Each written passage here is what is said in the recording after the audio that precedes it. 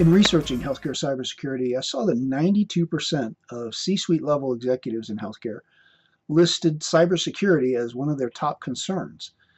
Now, many of them are not, in fact, most of them are not cybersecurity experts. So they're not really well versed in handling these type of issues. Right. Really, I think to your point of the research you did, just because we're a CIO or a CMIO doesn't mean we're keeping up on the latest in cybersecurity protection. And if I'm a small practice, I'm certainly very unlikely. So it's really getting an outside person to address that and look at that.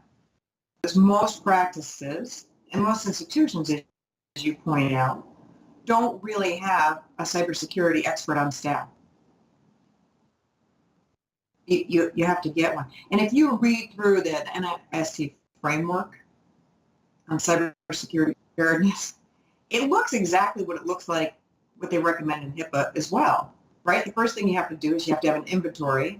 Tell me everything that holds patient data or transmits patient data. And that's where I have to do my security checks, right? Where it gets tricky are these connected devices that are coming in. Because if you read, it is ambiguous, but the law is still on the side of it is the organization's responsibility.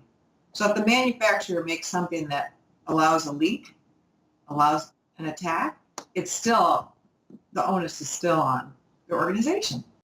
You know, I hear complaints that guidelines, federal guidelines, such as NIST's Cybersecurity Framework, really aren't helpful oftentimes in providing specific measures. Right. It doesn't. It does and it doesn't. And I think they're intentionally left generic because things rapidly evolve. I can't give you very specific, this is what you need to do for this technology, because that technology changes. And it changes rapidly. How many times do you update a system, a software, a protocol? Constant. You can't turn on your computer and not hit software update, you have to do.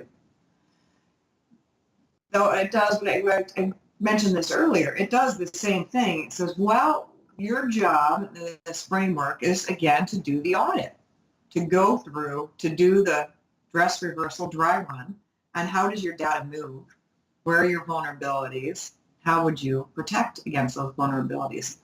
That's where you need a cybersecurity expert, because they really say run it through the 7 layers. Okay? Run it through. And they do it. It's just sensitive data workflow. But in any HIPAA security manual we do a network map. I can tell you where all the protected health information sits and how it's connected in the network. Because certainly there are apps and things we want to use and do that don't have to touch the same server as where our protected health information is. Keep it segregate, back it up. And then segregate the backups.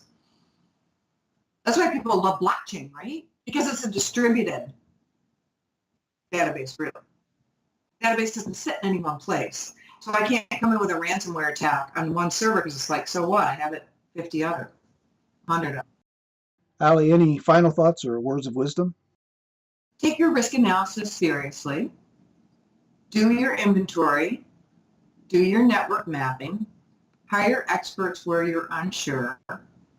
Most of the breaches are probably, and the penalties are happening around incomplete policies and incomplete training. That's where they're going to get their big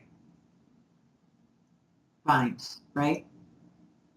You didn't have a clear policy, you didn't have clear training, and you didn't have clear documentation that you were following through on the policy that you set.